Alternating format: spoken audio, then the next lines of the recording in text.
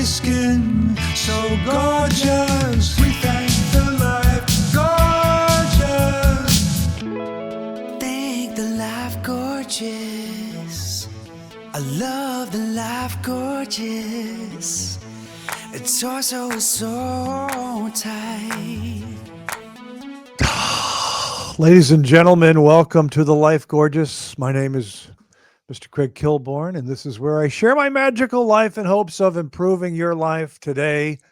We call it a solo pod. The young people like it. There's a intimacy, a little one-on-one time, and it's fan questions. Hope you enjoy it. We've got a number of questions and a lot of information from me. It starts off with Craigers. How was your Thanksgiving? We know you took a road trip. Wax poetic if possible. Well, let's see if we can keep up. Take the super van up. Never drive on the Wednesday before Thanksgiving. Drive on Tuesday. And Princess Cherry and I, the first place we went to was Ojai, California. We've been there many times. There's a very dynamic resort called El Roblar, built in 1919, Spanish, new owners, opened, I want to say 8 months ago. And they have a very attractive lobby bar. I don't like what they call it. They call it the Snug or Snug. That's okay. But it's beautiful Spanish in a corner, small room, diminutive bar, well lit, meaning dim lighting, not well lit as far as too bright. And they had a Nick and Nora, and I had a vodka martini. It was really nice, really nice. Then I ate at their restaurant. So Ojai, California, El Roblar. And that's where we started. The next day, we lunched in Los Olivos. Some of you have heard of Los Olivos. They have the Fess Parker Inn. They have one of my favorite restaurants, Bar La Côte, same owners as Bell's, Greg and Daisy Ryan. We could not, of course, get into Bar La Côte. I didn't really try because we didn't make reservations because we're not planning anything. And Bar La Côte is very, very popular. So we went for lunch to the Wine Merchant Cafe. Been there before. It's famous because Sideways, the dinner scene where the two couples got together, was shot there. The outdoor scene right before they entered, I'm not drinking effing Merlot. All right there. Famous place. It's called Los Olivos Wine Merchant Cafe. Nice meal. Then we went up to Santa Ynez, and I always viewed Santa Ynez as an area or a county or something, but there's a small unincorporated town called Santa Ynez, and I had never been there. It's really close to Los Olivos and close to Solvang. I had two major highlights on this Thanksgiving trip. One was our Thanksgiving dinner, which I'm going to tell you about. The other was discovering Santa Ynez. There is a hotel there that's been renovated. It's called the Genevieve, and they have a restaurant bar called the Victor. And I showered in my van, which is a highlight, exhilarating. And I put on a cashmere sweater. And I sat at the bar in the Victor, dimly lit. You might have seen my my picture on Instagram. They had a nice illuminated photo of Sophia Loren at the bar. I did like their bar menu a lot. They had a ceviche that was tasty. They had some tacos, some short rib tacos that were, we say, divine sometimes. And then an outrageous dessert. If you're sitting down, I'll also put this on the Instagram. Peach cobbler cheesecake. Peach cobbler cheesecake. Out of this world. Be careful. Be careful. You don't want to have too much sugar. I'm cleansing this week. So the next day we went to Solvang, which is a Danish town, a lot of tourists. And I was contemplating, this is Thursday, this is Thanksgiving morning. I had coffee in Solvang. I was contemplating having our Thanksgiving dinner in Solvang. So before we made that decision, I wanted to go back to Saint Ynez and have walk around the town. I went to Solvang to get coffee because they opened at some of the places open at 6 a.m. I have coffee early. Drive back, I think it's 8 minutes to Saint Ynez, and I went there and had a little breakfast at a place called Pony, and it was delightful. They have some nice restaurants in this small 3 or 4 block area of Santa Ynez. Then the decision was made. Maybe too many tourists in Solvang on Thanksgiving. That's not us.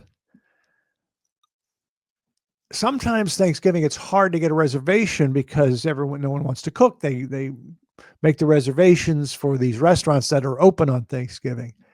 And there was a restaurant where I said, let's go up to Paso Robles. I love Paso Robles, a lot of good restaurants up there.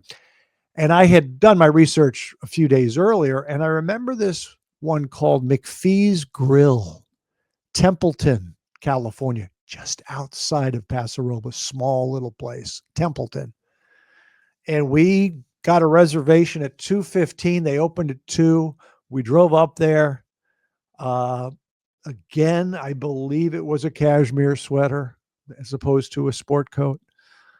And this was a real highlight for us. There were 2 highlights: discovering Santa Ynez and the bar, the Victor restaurant bar, and then McPhee's Grill. Ian McPhee, the owner of the restaurant and the building. If you have a restaurant, this is kind of obvious. It's really helpful to own the building so you don't have to pay the landlord. That's one of the problems with being in the restaurant business. But anyway, so Ian came up to me, and he was a fan of the Late Night Show and Sports Center. Real nice guy, chef. He had worked in Cambria. He still gets his pies from Cambria. Nice lady makes the pies. And the Thanksgiving meal, and I anticipated this. The Thanksgiving meal was very tasty. The dressing, he had a lot of different things in the dressing, good flavors. Turkey was great, gravy. And I'll just put it to you this way. We're going back. We're going back to McPhee's. Bartender Frank he said, you're going to be a regular. He's right. They don't have a full bar. I can handle that. I love red wine. I didn't ask Ian about the full bar. I think it's smart, though. Beer and wine. Yeah. You don't want people driving this little area after a couple tequilas. They had a nice copper bar there. Good building. So that was a real highlight. And I highly recommend McPhee's Grill, Templeton, California, just outside of Paso Robles. The next day, our trip took us, we went over to Morro Bay, saw my friends, Michael and Amy. Amy owns Coast Wine, reasonable wines in the $20 to $40 range, and she has selected a few. We bought one that's from Paso. I find Paso Robles cabs underrated, better deal than the Napa cabs. I've always liked Paso Robles Cabernet. While I was down in Morro Bay, my friend Michael and I had a martini, just the second one during the week. I had one at the Victor in Santa Ynez. We went to Dorn's, which is famous from the 1940s, 1942, Dorn's Breakers Cafe. And I wore a sport coat and a vest. I don't know if they've seen a vest in Dorn's in a long time. It's very enjoyable for me to class it up. Walk into a place, class it up. I don't really talk about it, but that's something I do. It just happens. It's how I was raised. Let's class it up. Oh, that'll be a chapter in the book. Class it up. Wonderful, wonderful Thanksgiving.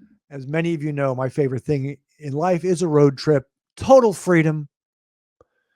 Harvest Host, for those of you who don't know, is a special place that they have locations where you can park your camper van as opposed to a campground. It's like a campground, but it's not. It's a farmer who says, you can stay on my land. It's called Harvest Host. It's a service. It's like Airbnb, Harvest Host. Hope that helps some of you travelers out there. Next question. Mr. Kilborn, the Vikings are awful. How do we handle it?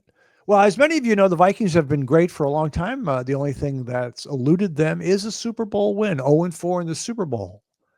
We're not good this year. We actually are kind of good. We have a good defense and a great defensive coach in Brian Flores. Played really good D yesterday at Seattle. I mean, we were really messing up Sam Darnold. The problem, of course, is quarterback. It's a problem for a lot of franchises. So here's what we have, in my opinion. You have to remember the Chicago Bears traded up to get Mitchell Trubisky.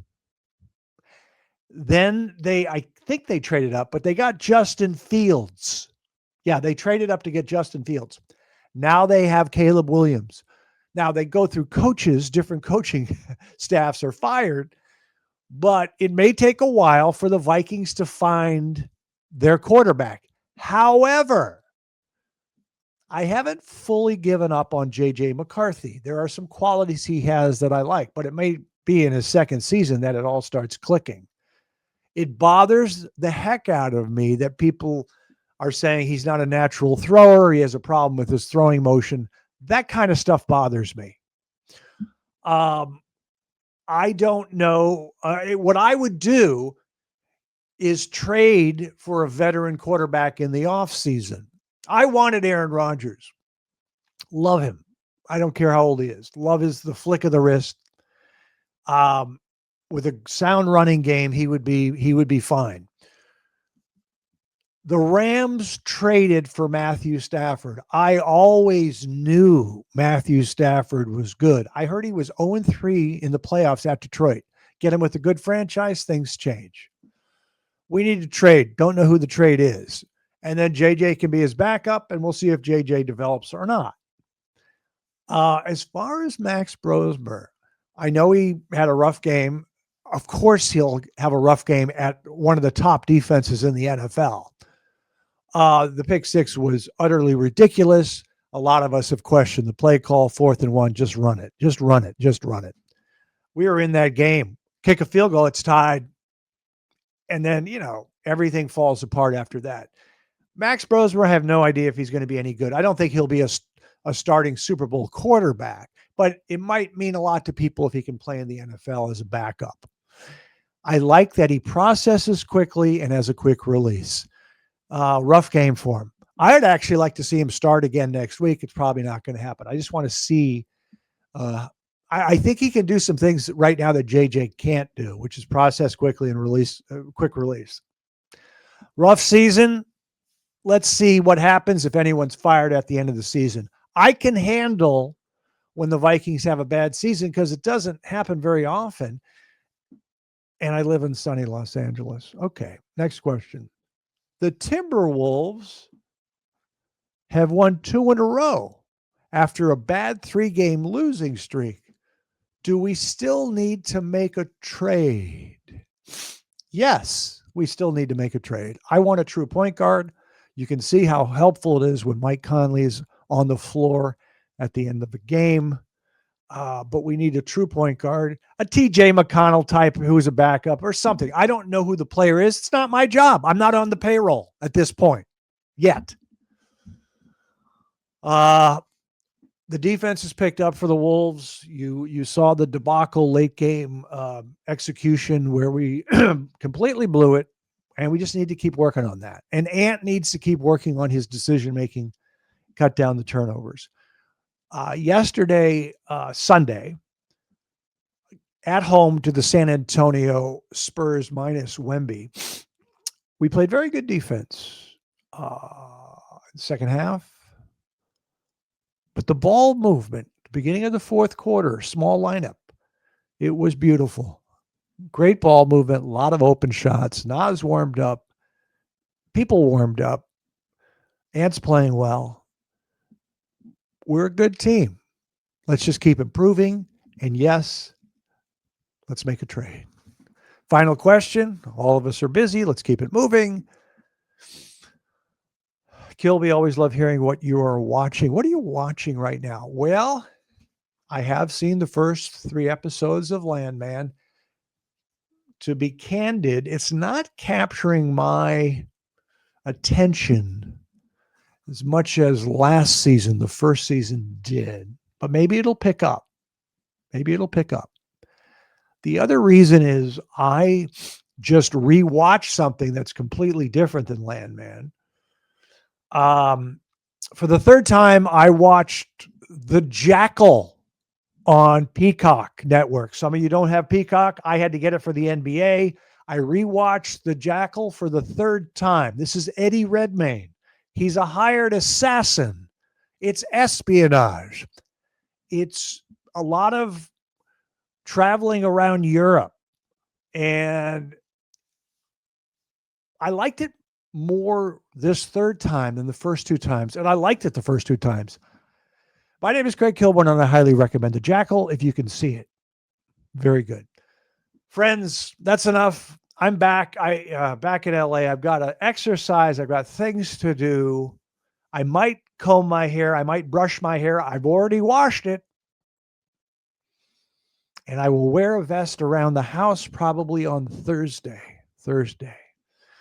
That's our show. We'll see you next time. Remember, young people, I'm proud of you.